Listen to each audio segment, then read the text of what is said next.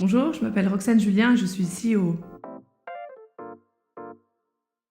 Le métier de CEO, c'est le trait d'union entre la stratégie que choisit la direction et ce que l'équipe fait au quotidien. C'est à la fois d'avoir l'overview et de comprendre les grandes règles du secteur et à la fois d'être très dans le terrain et de comprendre tous les métiers. J'ai commencé avec une école de commerce. De là, je suis partie vivre à l'étranger pendant 6 ans et je travaillais en microfinance au Mexique où j'avais un rôle justement qui était entre le terrain et la stratégie et ça, c'est très important. J'ai monté ma start-up sociale, mais par manque de modèle économique, j'ai arrêté et c'est le moment où j'ai rejoint Place, d'abord comme responsable du développement international et au bout de quelques mois comme CEO.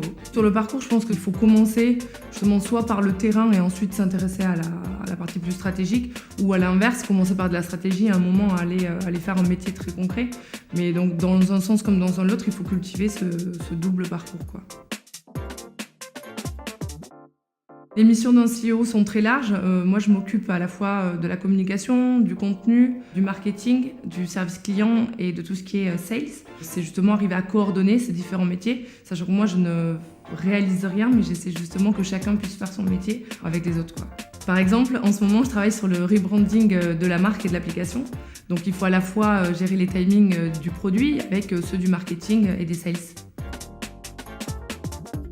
Bien qu'on construise la stratégie ensemble, c'est que moi je ne vais absolument pas m'occuper de toute la partie recherche de fonds, là où lui ne va pas s'occuper du quotidien, de l'opérationnel. Donc on travaille ensemble, mais on se sépare ensuite les tâches.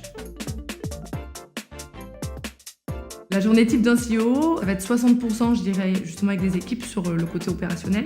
Ça va être aussi 30% sur des sujets plus larges, sur la levée de fonds, sur les partenariats, sur qu'est-ce qu'on peut améliorer qui est un peu plus stratégique.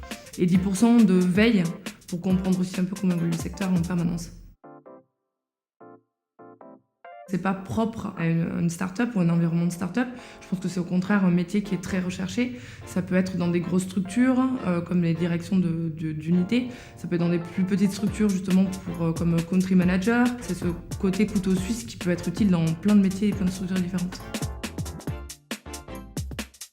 Ce qui est très important, c'est à la fois de réussir à être un bon manager et à laisser les équipes bien travailler sans être trop intrusif et en faisant confiance, ce qui est clairement pas évident. Il faut aussi savoir être polyvalent parce qu'on va commencer sa journée avec du marketing, la terminer avec de la vente, passer par des partenariats, etc. Donc il faut savoir être polyvalent. Le salaire d'un CEO, pour moi, il est au minimum de 50K, mais je pense ensuite qu'il peut vraiment aller beaucoup plus haut dans les grandes entreprises. Je pense que c'est soit de devenir CEO de sa propre structure, parce qu'on a envie finalement de tout gérer, soit ça va être une évolution vers un poste de country manager au sein de la même entreprise, pour justement répliquer ça ailleurs. Garder un rôle de CEO, mais dans d'autres environnements, donc soit dans des structures beaucoup plus grandes, soit dans des secteurs très différents. C'est de croire que justement l'équipe est petite et va s'organiser toute seule. Et je pense qu'aussi petite soit l'équipe, il faut créer des process, il faut créer des deadlines, il faut créer des moments de rencontre avec l'équipe entière. Donc dès le départ, aller créer des process, je pense que c'est très important. Moi, je recommanderais à quelqu'un de faire ce métier-là parce que justement, on ne s'ennuie jamais et qu'on n'a pourtant pas la totalité de la responsabilité, à la différence de quand on crée sa start-up, où le côté financement est très lourd à poser au quotidien.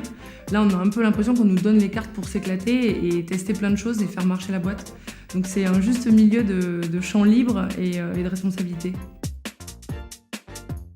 C'est justement de savoir prendre des risques, parce qu'aujourd'hui on attend justement de quelqu'un qui a ce poste-là, non pas qu'il exécute, mais aussi qu'il aille amener la boîte ailleurs que là où elle est aujourd'hui. Donc il faut savoir prendre des risques.